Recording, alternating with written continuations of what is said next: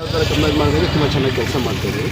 So I think ಇದರದ್ದು total cost I think 4 crores ಏನೋ ಇದೆ.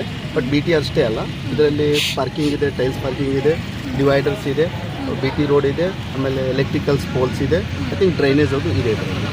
ಇಷ್ಟೆಲ್ಲ ಸೇರಿಸಿ 4 ಕೋಟಿ ಅಂತ ಹೇಳ್ತಾ ಇದ್ದೀವಿ.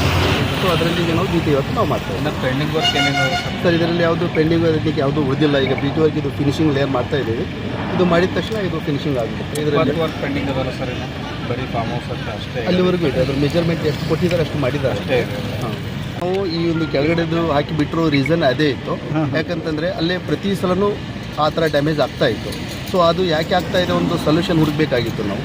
ಸೊ ಮಳೆಗಾಲ ಬಂದಮೇಲೆ ನಾವು ಸೊಲ್ಯೂಷನ್ ಹುಡುಕ್ಬಿಟ್ಟು ಅದಕ್ಕೆ ಏನು ಮಾಡಿಬಿಟ್ರಿ, ಸೈಡಿಗೆ ಫುಟ್ಪಾತನ್ನು ಹಾಕಿಬಿಟ್ಟು ಕೆಳಗಡೆ ಹತ್ರ ಸಿಂಕೇಜ್ ಆಗ್ತಾಯಿತ್ತು, ನೀರು ಬರ್ತಾಯಿತ್ತು. ಅದನ್ನು ಅವಾಯ್ಡ್ ಮಾಡಿ ಆಮೇಲೆ ಹಳೆ ಮೆಟೀರಿಯಲ್ ಏನಿತ್ತಲ್ಲ ಎಲ್ಲ ತೆಗೆದುಬಿಟ್ಟು ಎಕ್ಸ್ಕವೇಷನ್ ಮಾಡಿ ಈಗ ಹೊಸ ಮೆಟೀರಿಯಲ್ ಹಾಕಿಬಿಟ್ಟು ರೆಡಿ ಮಾಡಿದ್ದೀವಿ. ಹೋಪ್ಫುಲಿ ನೆಕ್ಸ್ಟ್ ಯಾವುದೇ ಆ ಥರ ಇಶ್ಯೂ ಆಗೋದಿಲ್ಲ ಸರ್.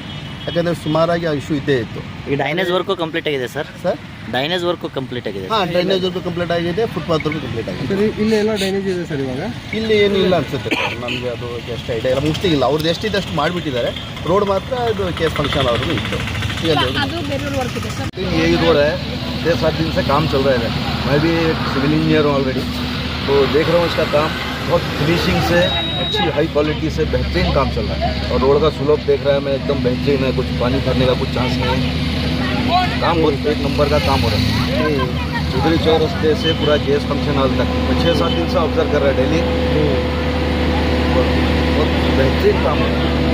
और ये संडर का हमारा डिवाइडर और लाइटा पूरा एक तरफ से काम अच्छा होगा. चौधरी चौरस्ते का पहले बहुत तकलीफ था आना जाना हमारे को. ये काम से ये वजह से पूरा क्या है मतलब पूरा वहाँ पानी ठहरते वो भी पूरा साफ सफाई करे. लोगों को तकलीफ कुछ भी नहीं है काम के लिए. पूरा अच्छा होगा काम साफ सफाई का.